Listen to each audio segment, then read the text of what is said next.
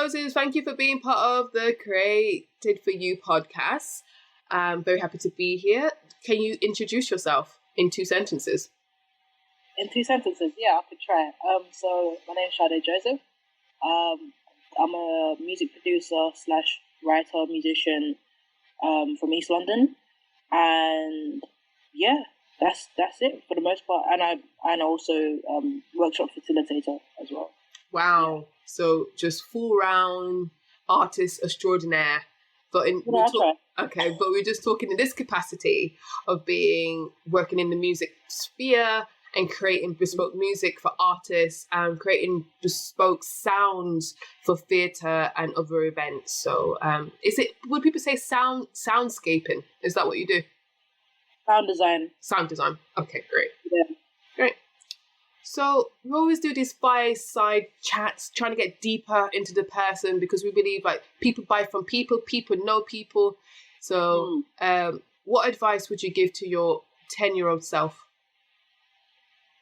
I would say that don't worry about your body too much. Because I grew, but I developed quite early, and it was very, very awkward for me. And I used to do sports. I used to be an athlete as well. And that's what I wanted to be. So I would say, not to worry about your body too much.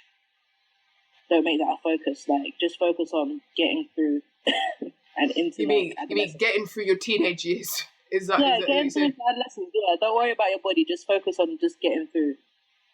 Okay, that's very interesting, because like adolescence is such a tricky time. I don't want to be adolescence again. Because it's weird, because you feel like, maybe I'm talking for you, or maybe you can clarify. It's like you kind of think that you're grown, and you're kind of looking grown, but you can't do grown things. And everyone's telling you what to do, like from your teachers to the people to your parents. You just like, leave me alone. And then you realise when you're adult, you're like, oh, I want to be back to a child again, and you can't win. Yeah, so it's a really weird time. It's because it's the time when everyone doesn't know who they really are anymore. Like, I feel like children, we know who we are, and then we get to that stage where we're kind of going into like a mini society, like school, like people try to act like what they think they should act like.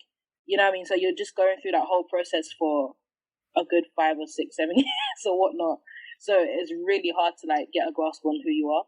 So yeah, it's a tough time. Okay. I think we underestimate how tough it is. It is, especially with this social media thing. But that's another story.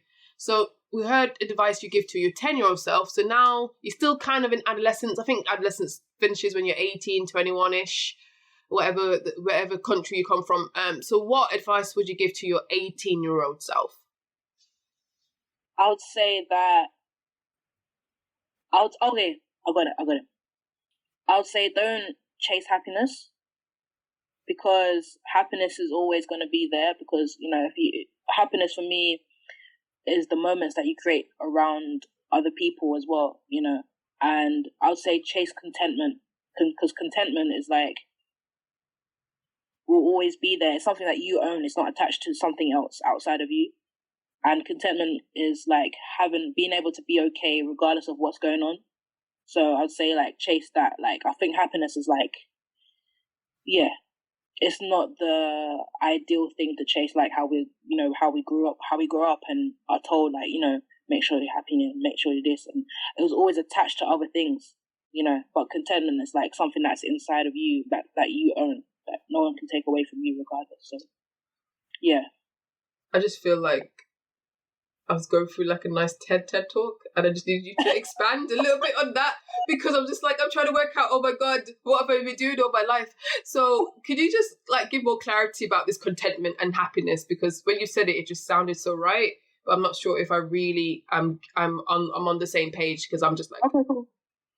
Yeah, sure. So I think that, like I said, for me, happiness, the idea of happiness is always attached to things that we're supposed to chase, whether that's people or whether that's objects, materialistic things, or like an ideal kind of life, But contentment is like the smallest things that you can truly enjoy in a day. So whether that's like, you know what, today's been a terrible day, but guess what? I'm going to watch this TV series later on, and that's my contentment.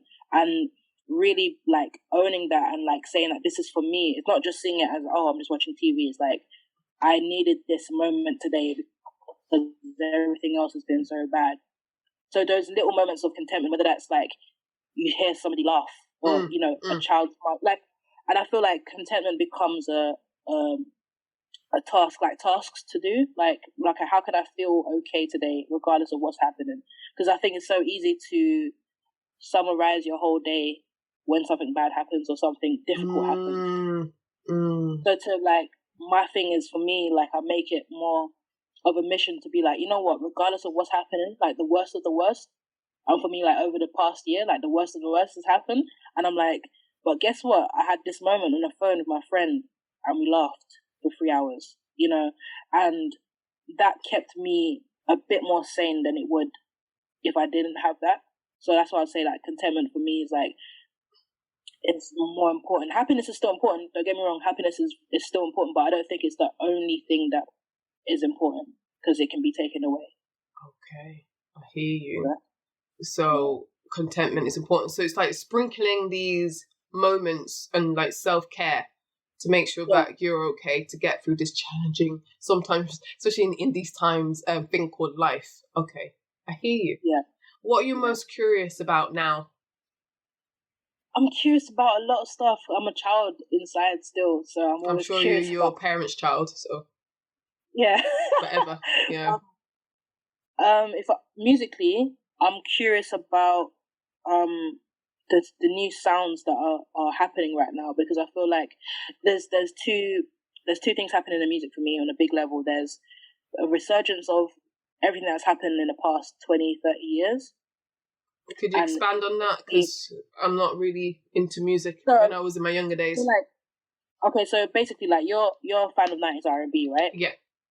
Right. So there's a lot of people that are sampling 90s R&B music now. Mm-hmm. Where you hear music that's like, oh, that's a melody from a Donnell Jones album, or that's a melody from SWV, and so there's a resurgence of music that's already been here, that's already impacted music. Mm-hmm. So there's a resurgence of some music that sounds like it's pop music from the 80s or soul and 70s. And there's a resurgence of that, but also there are really, really new sounds that people are trying to box into genres.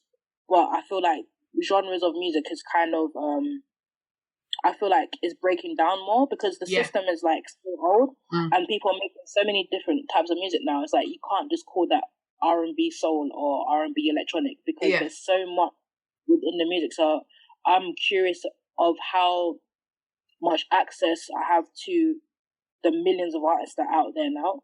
So I'm just curious to find music. I think it's because it's so easy to find music now. You can literally just go on Spotify and you have a list of recommendations that's tied to one artist, or you go on YouTube and you have so many different suggestions. So I'm just curious of finding the new sound that's going to interest me, and I'm also curious about all of the London artists that are out at the moment, because I think about the UK on a national scale, we just like to kind of box things up into 3 different things. So whether that's like the Afro swing movement right now, or whether that's the grime Afro pop swing movement.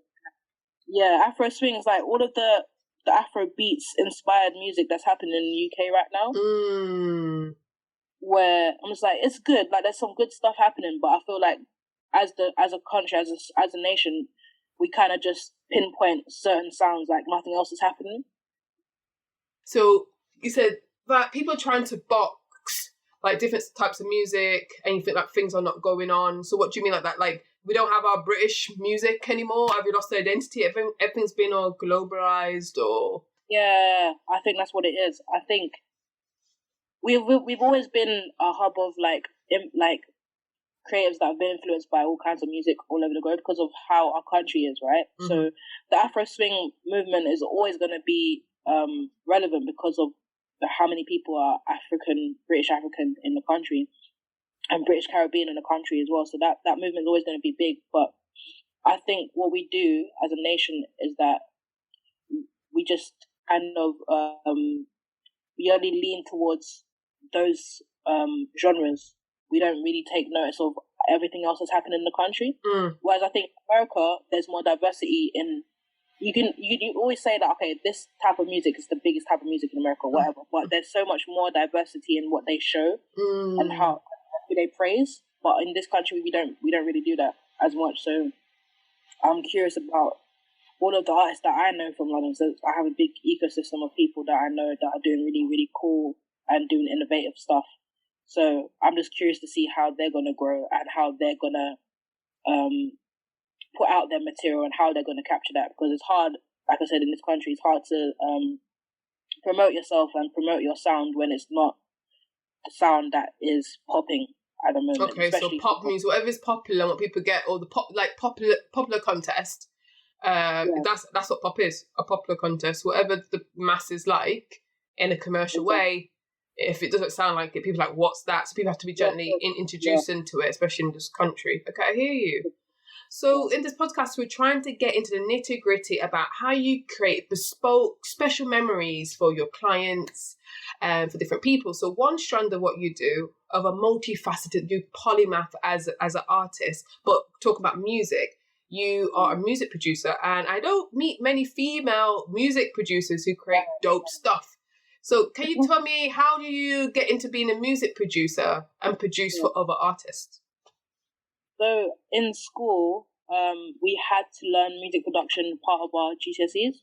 Because I taught music in school. Really? Like GCSE music production?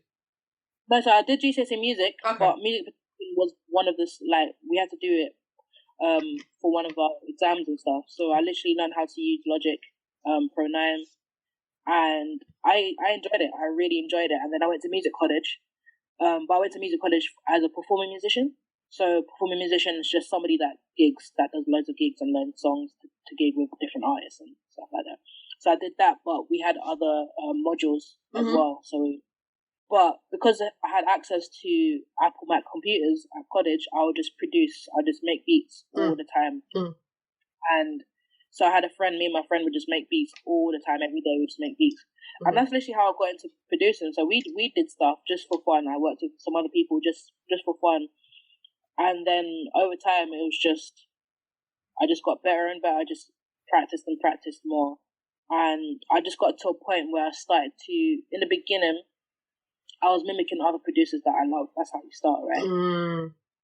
But then after a while, I started questioning like how I could go about making music differently.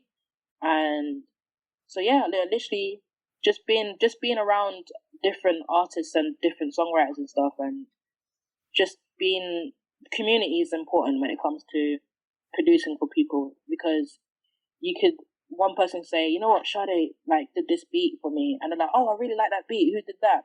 And then you get to know that person. If you like that person, they tell other people, and initially that's how I started getting into like producing for different people. So community, so that's interesting for people having their personal service business or creating bespoke. It's about increasing your network. And I find it really tricky as a jeweler. How do I increase my network? So it seems like you did it very organically. So what did you do so you can get all these clients and people to work with you? So it started off by being in a music college is, first of all, is the easiest thing to meet people, other musicians, because that's just a place where people are looking to connect with people to do stuff. And then outside of that, just going to playing gigs, doing events, and then having studio sessions where I'd know certain artists are like, oh, I'm going to the studio and do you want to come with me? And just seeing people work there and working in the studio, just like vibing with people in the studio, just, oh, someone wants piano or keyboard in their beat, then I'll just play, and from then it's just, word just goes around with different people that go to the studio, go to these different places. And so yeah, networking is definitely has been basically how I got it through as a producer, like actually just meeting people not just on a music level, but being able to actually talk to people and actually have a conversation with people outside of music. How do you do that? Is it just creatives you hang around with? How does that work? Yeah, so whether that's in the studio, whether you're just, there's times when you're working with musicians when people are not making music, people are literally just talking. So, sometimes if you connect with people just on a general human basis, they might be more willing to work with you. But yeah, definitely recommendations as well from people, and I've also worked with organizations and stuff as well. And I used to go to the London Symphony Orchestra. They had a weekly club for young people, for music production. So I met a lot of people there as well. And yeah, we would work on music towards shows, and we do a summer show every year in the main hall. So I got to meet other musicians, professional musicians as well. Mm-hmm. So yeah, there's so many ways that I've met people over the years. Okay, interesting. So it just seems like you're a very well liked person. You go out there, you create good music, people hear from you. So the proof is in the pudding. It's like that saying. I probably butchers saying a lot. What's that saying? It's like when you build something, people come. I can't remember, but you get the gist. So good on you. So that's there. Okay, so walk me through. Someone likes you. You got a referral, and people are like, I want to work with Sade as a music producer. From the phone call or the initial conversation to actually making the music, and you produce it and give it to them to do what they want. Walk me through that process of music producer life, working with the client, working with the artist, because every artist comes with their own different things and their own temperaments and their own desires and own directions. So how do you do that? So walk me through that. So music production wise, because it's different with sound design. The sound design has been more attached to like a organization project or like a theatre project that's trying to book me, or a director that's working for a theatre, or so and so. But music production is usually just me and the artist direct together. So music production wise, usually I like to talk to people, whether that's like we go for lunch or you come to my house or come to your house. We just talk. We just get to know each other first, because I feel like it's important to get to know an artist, what they've been through as an artist with other producers, because a lot of people have come to me and said, I want to work with you because other producers don't get me.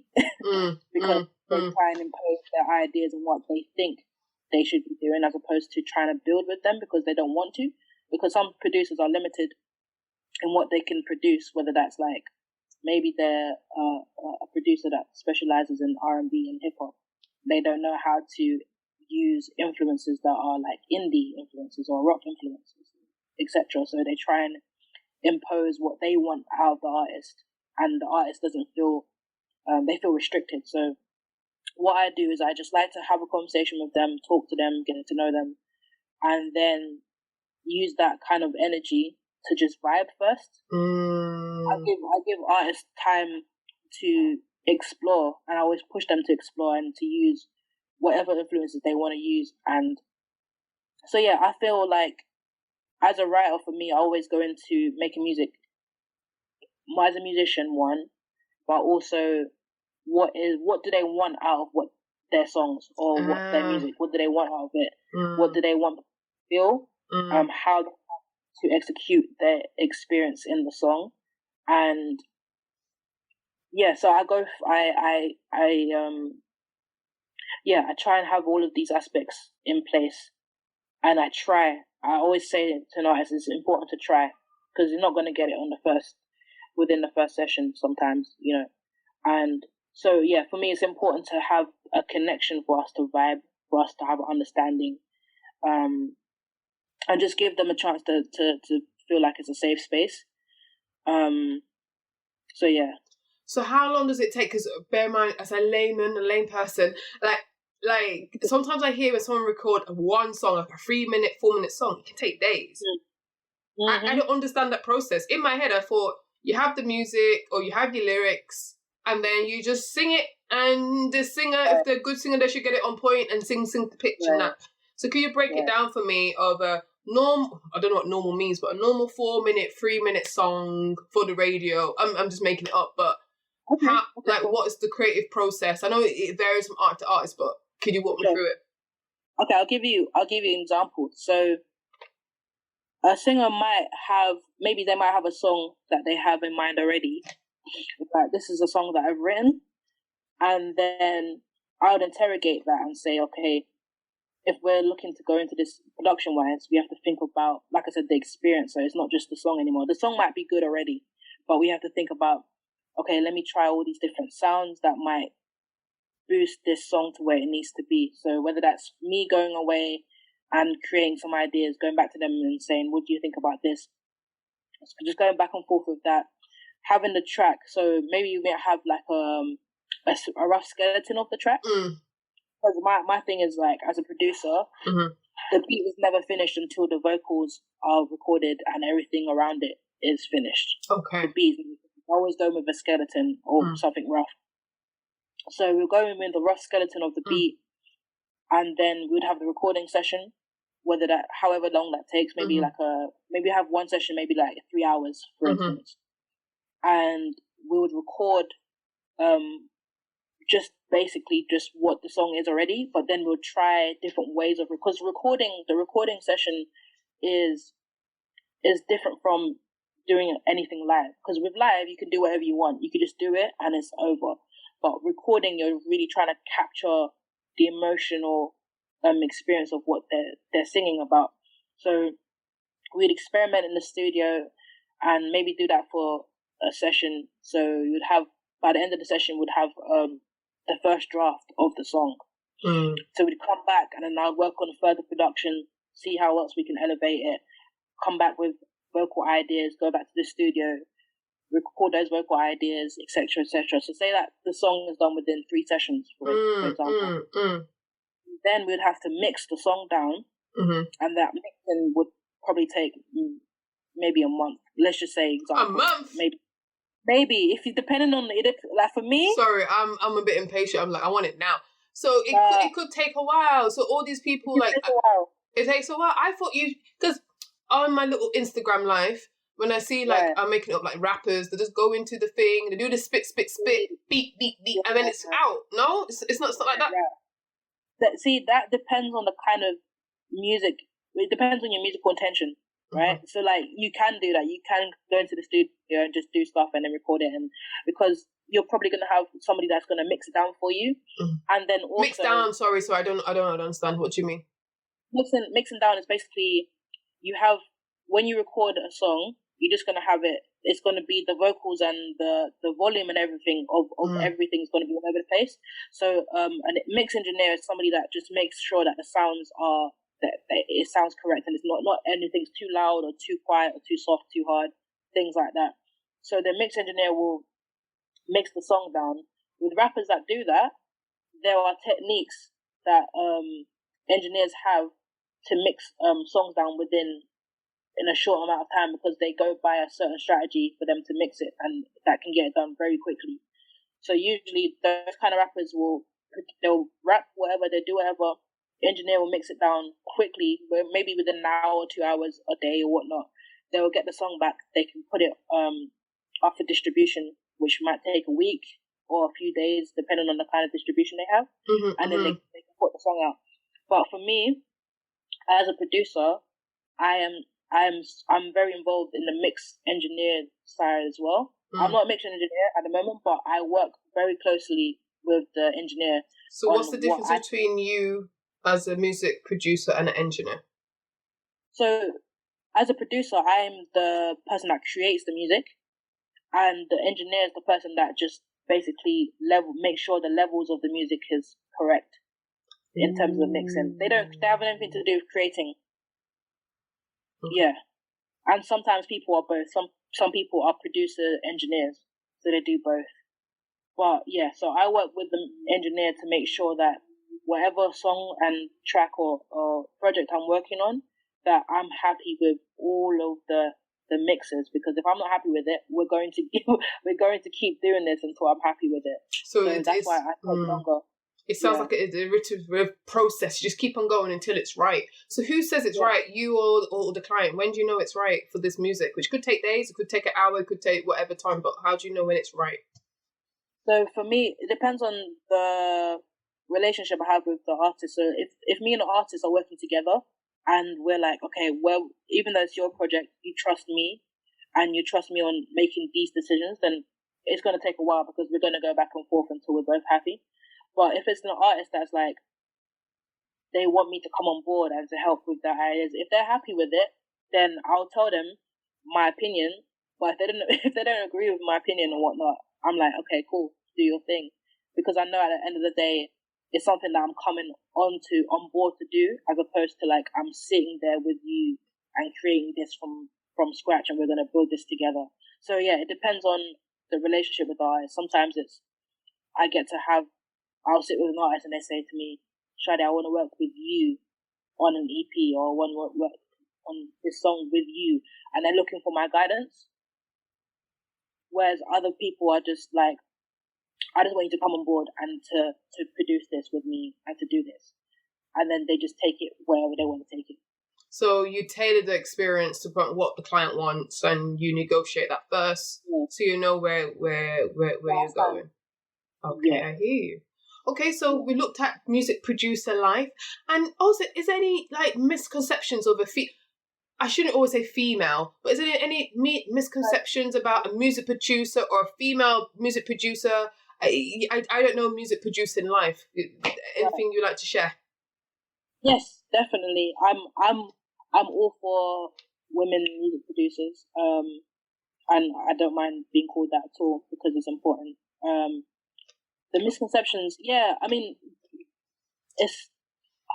I read a statistic recently. I think women in production and engineering and anything to do with behind the scenes that's not like an artist directly, an artist or anybody like that, is like 33%, I think, which is a big increase in the industry. But yeah, the misconceptions, mostly the studio and working with artists is very male based.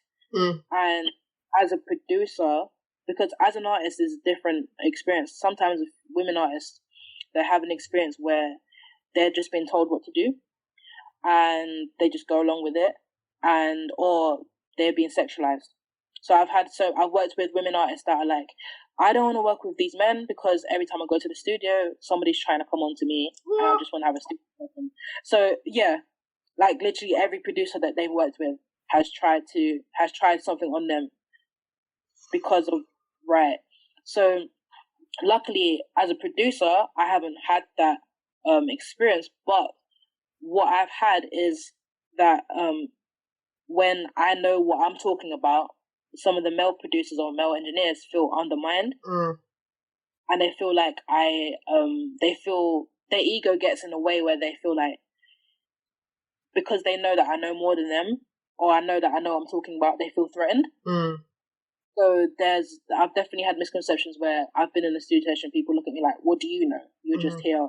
Or assuming that I'm not there for anything, because another thing that happens in a studio as well, depending on what studios you go to, or environments that you go to, is that sometimes women are just an aesthetic in the studio. They're just there. Just there for the guys. And yeah, they're just there for the guys to just sit there to look cute, or they're there to do stuff with people, like, you know what I mean? So sometimes you can't see, like, we're talking through we're talking, but I can see Sade's eyes, like, do stuff with people. Okay, I understand. In the studio. You know what I mean? Okay. So I've had that where people come into the studio and assume that I'm just sitting there I'm just there for no reason. I know it, ignore me, or just, yeah. So I feel, that misconception that women are not capable of creating, of being a producer and, or being really good at what they do. So it was also a surprise, like, you did that? You actually created that? Wow. It's like, wow. I have skills, I can do stuff, but because I'm like, it's, the attachment of how great things can be is always, to men, right? So when people hear what I've done, they're like, wow, I can't believe a woman produced this, So, yeah, the women's capabilities as a producer is definitely, there's a misconception about that for sure. Wow. In 2020. In 2020 still, because there's more producers out there now. There's not loads, but there's more that people can look to and say, well, she created this album, or she created this. Who are famous, like, music producers apart from you? I don't know who. I don't know. All I know, music producer who I liked back in the day, early 2000s, was Neptunes and Pharrell. That's who I loved, and a bit of Teddy Riley, who's just growing up 90s, and Dark Child. These are R&B, hip hoppy kind of people, but I don't know music producers. I don't know. Some of my favorites as well. Yeah. Mm. Any other women? Growing up, the only producer in music that I knew was Missy, because she's oh my god! I nearly swore. Of course, Missy. I forgot about her. Sorry, I forgot. Missy, I'm sorry. Right. Missy. But no, it's cool. No, it's cool. But I didn't have a lot of women that I looked up to growing up as producers, songwriters. Yeah, but not producers. But nowadays, like for me, growing up, there's a producer called Wonder Girl, and she's she thinks she's like a year or 2 years younger than me. But I grew up watching her. And she won Battle of the Beatmakers, which is a production competition that's based in Toronto. Mm-hmm. And every year these beatmakers come, and whoever wins, they win. I think it's $100,000 or something like that. Yeah, they win big. They big a big check. They win, right? And I watched her 2 years straight. The first year she didn't win, but the second year she came back and she won it. And she was 16 at the time. What? Yeah, and I was just like, oh my god, this woman she just really spurred me on to produce even more, because I'm like, she can do it. I can definitely get into like making beats and doing more. So, and she's produced for Jay-Z, Kanye West, Travis Scott, SZA, yeah, and now she has her own label and she has her own artist now, and she's doing so good.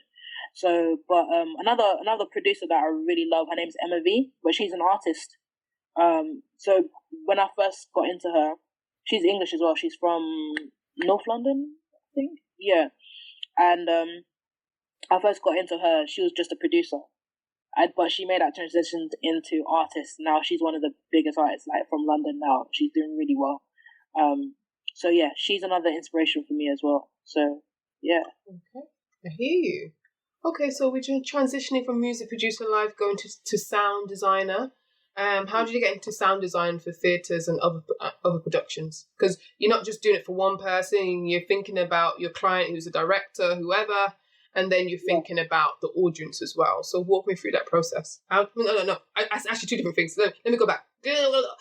Tell me, how do you get into sound design and being a sound designer first?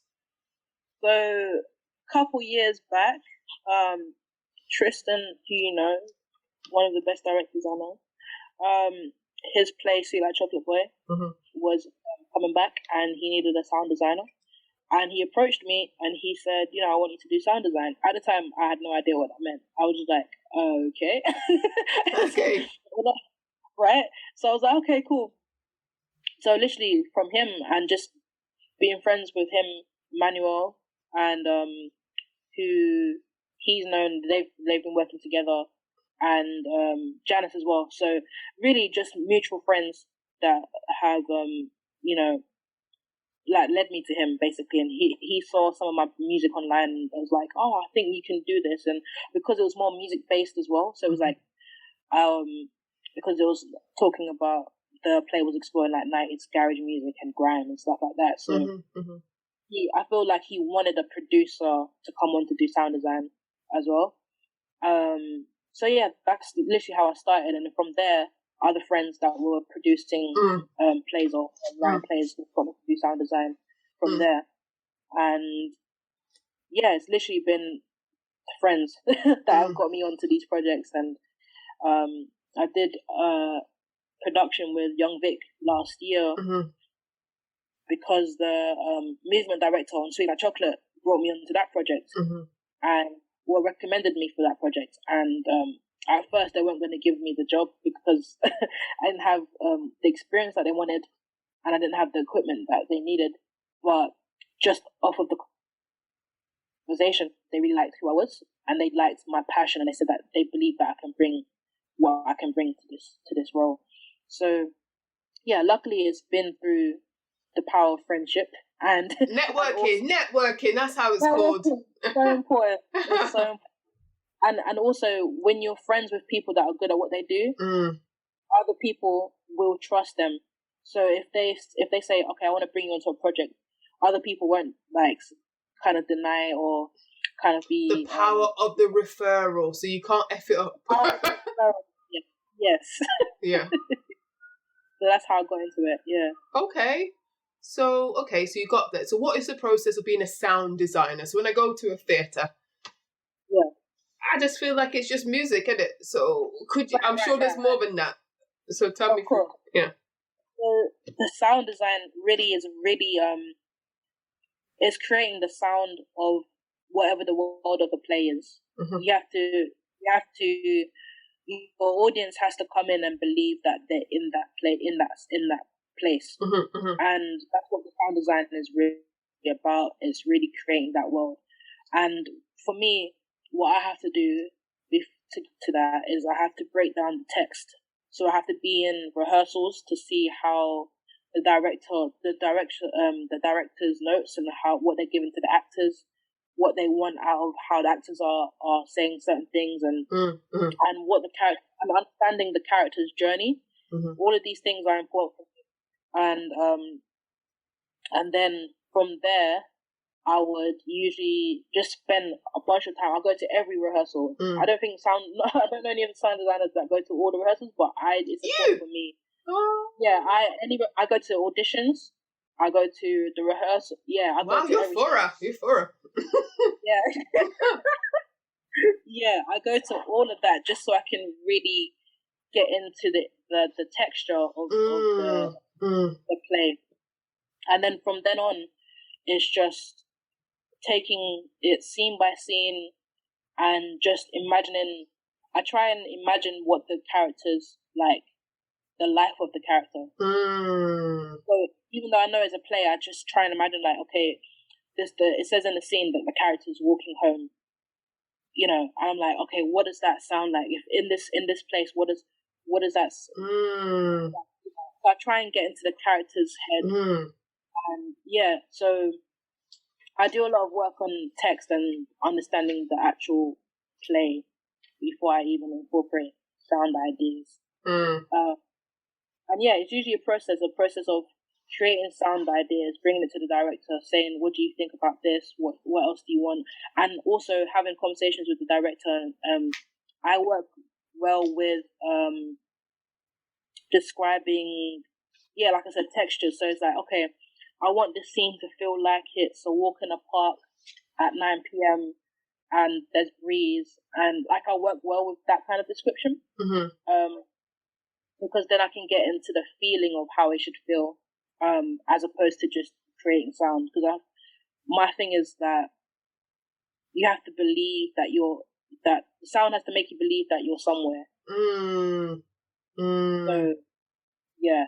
Touching those. So how do you heighten those senses then to make me feel like, all right, I'm not just listening to like a recording. It's actually in sync. How do you make sure it's heightened? What techniques do you use? So what I try and do, like they vary, but I'm trying to, how do I explain it in a normal way that's not so technical? Yeah, I try and, okay, let me give you an example. So, with a play I did called Ilelawa, by Tabu Ablusi, it was about a play of people that were being kept in a holding center, because illegal. So I said to myself, okay, if you're in this place all day, you're being held here, what does that feel like? You feel restricted, you feel uncertain, you don't know what's going to happen to you. But at the same time, all these characters have moments where they have memories and they have thoughts. So for me to create that tension, I just had a hum, like a sound that's kind of like an ambient kind of hum sound, which is when you have that kind of sound, it's not subjective to a particular emotion, but it makes you feel like something's going to happen, or it makes you feel it doesn't make you feel safe, right? So for me, I wouldn't just use just a sound to, how do I say it? Yeah, I wouldn't just use a sound just to create for the space, but also when the audience come in here, how are the audience feeling? How do I make the sound that makes the audience feel weird about themselves? Like, so my thing is like, yeah, you want to create the world for the play, but you also want the audience to be reflective on how they feel about what's going on as well. So yeah, for me, I try and it's hard to explain without not to make it too technical and not giving all of your secret juice. Yeah, I could imagine. So who is your ideal client then, from a music perspective, like a music producer or as a sound designer? Who are your ideal client or people you ideal to be matched or work with? I think music-wise, my ideal customer is someone that knows what they want, but also is willing to explore what they didn't know that they needed. And just having the time to actually spend to explore that. So ideally, it'd be great to work with people and say, you know what, okay, I'm going to give myself 6 months to work on this project. So timing, to have the organic relationship is very important. Relationship is very important because especially with if you're coming to me and you're saying, okay, I'm writing these songs that are very personal to me about this or about, which is the kind of people that I like working with as well. I like working with people that want to tell their story, and it's going to take a lot to tell their story. Not just don't get me wrong, I value other people as well. Like, but ideally, I love working with people that like, okay, this is gonna take a while to to write and to produce. I still got things to process as a person. So some songwriting sessions might not even be music writing. We might just have a conversation. You know what I mean? It's like, okay, today we're gonna have a session, but we didn't even make music today because we still need to get through certain conversations about that things that you need to process. And how is that making me feel? I need to process stuff as well, that because I'm bringing energy into this project. So how am I processing what I'm going through? Yeah, all of those things, and really getting to know somebody before we even, because producing music with an artist is an investment, and you don't really want to invest in too much if you're not getting on with somebody, because it's really not best. It's really not the best thing, and you're not going to get the best out of music when you do that.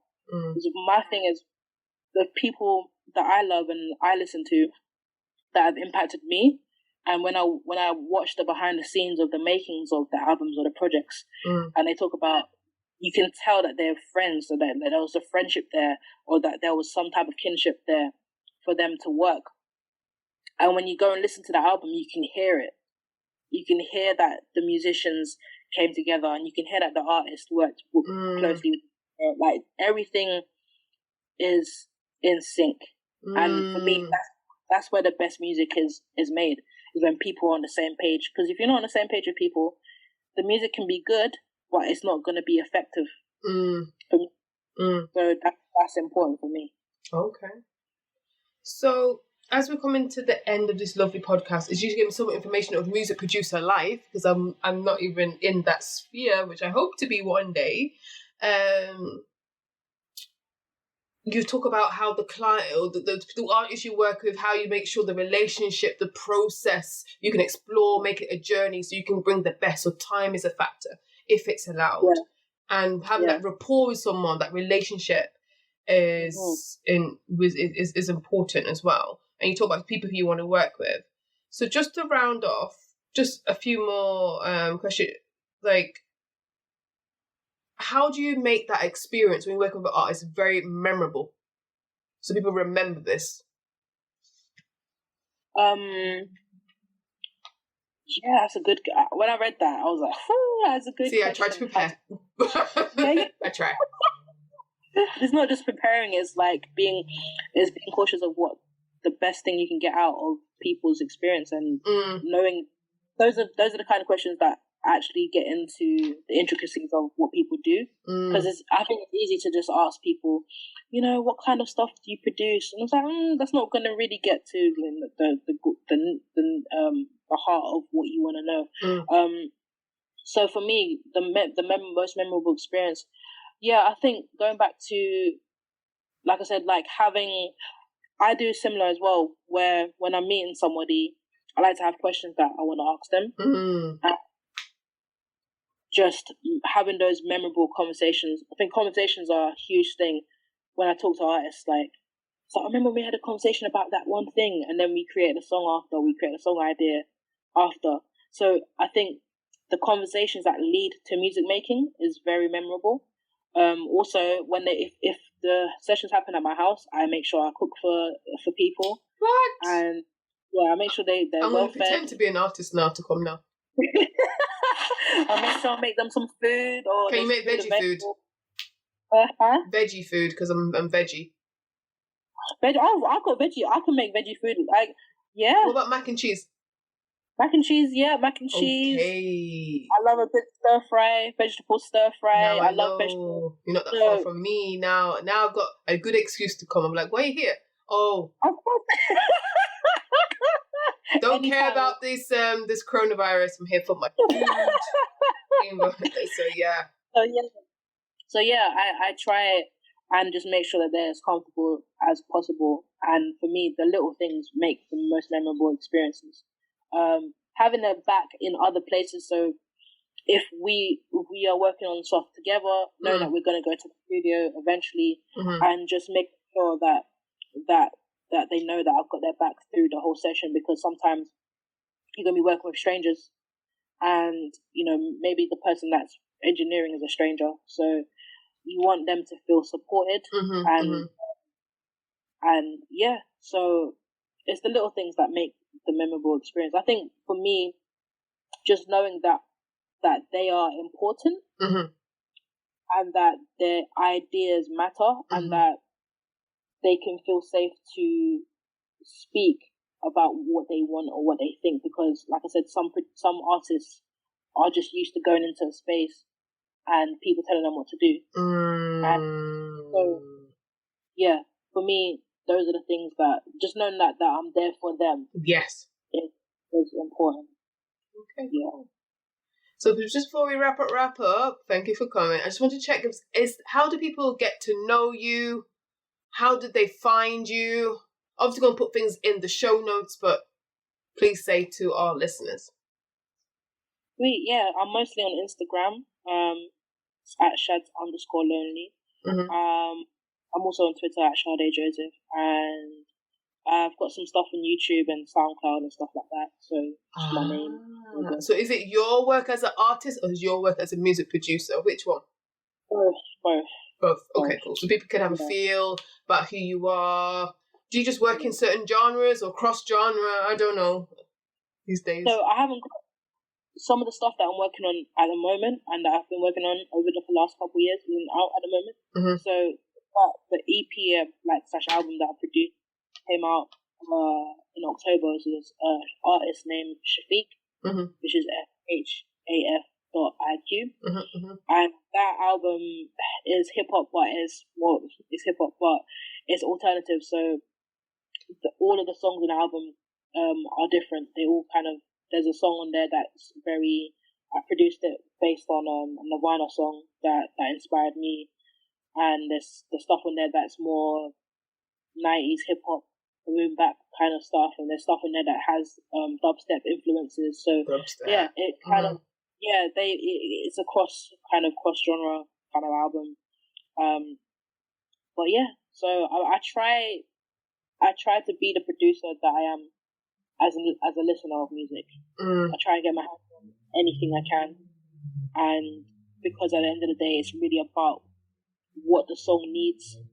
So I don't think of it as a genre. I just think of it as sound, and whatever the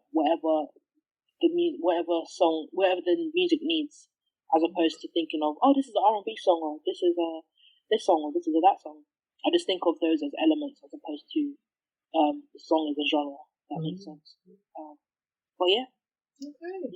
Well, thank you, Sade Joseph, for being amazing, giving me music life and all the intricacies of what goes into creating great music. Sometimes you take for granted because we've got so much access to it. People don't always know about the process and working with artists and with its demands and sometimes the constraints. And, you know, making a personalized kind of experience when you go to the theatre, because sometimes we always focus on the actors and sometimes the set design, but the music it just enhances, isn't it? Just like when you watch a horror film, like just the music what gets you shook.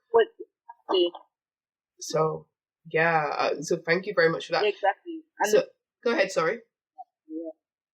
Where you also, the music, sound design for me is like the person that's the quietest in the room, but has the most impact. What they say.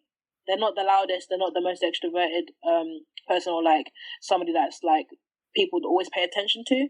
But when they speak or when people acknowledge their presence, it's important because without sound design, especially in film, you're not gonna feel the way you feel because otherwise it dictates all the emotional aspects of everything. So it's cool.